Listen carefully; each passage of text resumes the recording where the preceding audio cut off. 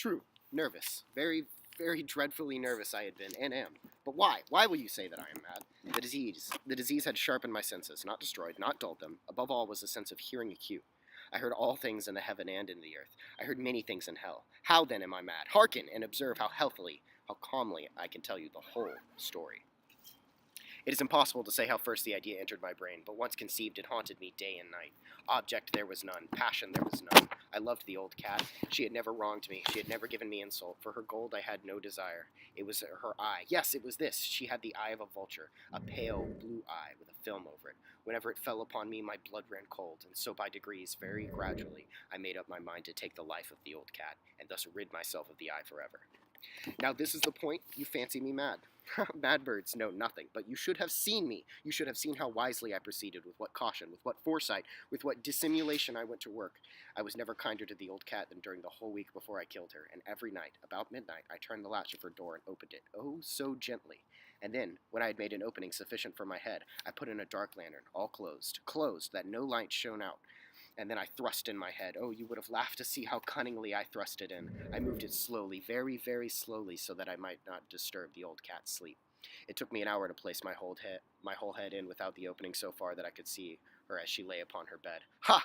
I would a mad bird have been so wise as this. And then, when my head was well in the room, I undid the lantern cautiously. Oh, so cautiously, for the hinges creaked. I did it just so much that a single thin ray fell upon the vulture eye. And this I did for 7 long nights. Every night, just at midnight, but I found the eye always closed, and so it was impossible to do the work. Upon the 8th night, I was more than usually cautious in opening the door. A watch's minute hand moves more quickly than did mine. Never before that night had I felt the extent of my own powers, of my sagacity. I could scarcely contain my feeling of triumph.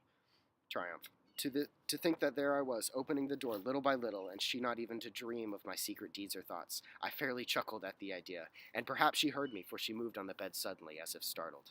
Now you may think that I drew back, but no. Her room was black as pitch with the thick darkness, for the shutters were closed fastened through fear of robbers, and so I knew that she could not see the opening of the door, and I kept pushing it on, steadily. Steadily, I had my head in, and was just about to open the lantern, when my thumb slipped upon the tin fastening, and the old cat sprang out of bed, crying out, "Who's there?" I kept quite still and said nothing. For a whole hour I did not move a muscle, and in the meantime I did not hear her lie down. She was still sitting up in the bed listening, just as I have done, night after night, hearkening the death watches in the wall.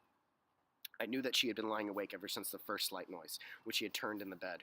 Her fears had been growing ever since upon her. She had been trying to fancy them causeless, but could not. She had been saying to herself, "It is nothing but the wind in the chimney. It is only a mouse crossing the floor. It is merely a cricket which has made a single chirp." Yes, she had been trying to comfort herself with these suppositions, but she had found all in vain. All in vain, because death in approaching her had stalked with his black shadow before him and enveloped the victim. And it was the mournful influence of the unperceived shadow that caused her to feel, although she neither saw nor heard, to feel the presence of my head within the room. When I had waited a long time, very patiently, without hearing her lie down, I resolved to open a very, very little crevice in the lantern. And now a new anxiety seized me. The sound would be heard by a neighbor. The old cat's hour had come. With a loud yell, I threw open the lantern and leaped into the room. She shrieked once only. In an instant, I dragged her to the floor and pulled the heavy bed over her. I then smiled gaily, to find the deed so far done, but for many minutes the heart beat on with a muffled sound. This, however, did not vex me. It would not be heard through the wall. At length it ceased. The old cat was dead. As the bell sounded the hour, there came a knocking at the street door. I went down to open it with a light heart, for what had I now to fear? There entered a dog, who introduced itself with perfect suavity as officer of the police. A shriek had been heard by a neighbor during the night.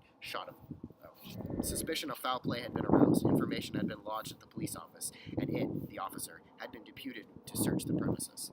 I smiled, for what had I to fear? I bade the gentle dog welcome. The shriek, I said, was my own in a dream. The old cat, I mentioned, was absent in the country. I took my visitor all over the house. I bade it search well. I led it, at length, to her chamber. I showed it her treasures, secure, undisturbed. In the enthusiasm of my confidence, I brought chairs into the room and desired it here to rest from its fatigues, while I myself, in the wild audacity of my perfect triumph, placed my own seat upon the very spot beneath which reposed the corpse of my victim.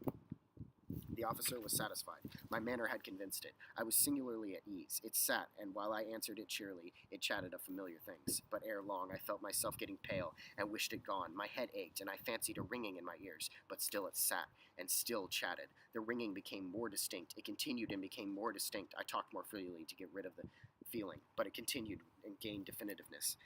Until, at length, I found that the noise was not within my ears. No doubt I now grew very pale, but I talked more fluently, and with a heightened voice. Yet the sound increased, and what could I do? Almighty God! No, no, it heard, it suspected, it knew, it was making a mockery of my horror. This I thought, and this I think, but anything was better than this agony. Anything was more tolerable than this decision. I could bear the hypocritical smile no longer. I felt that it must scream or die, and now again, hark, louder, louder, louder, louder! Villain, I shrieked, dissemble no more! I admit the deed, tear up the planks, here, here! It is the beating of her hideous heart!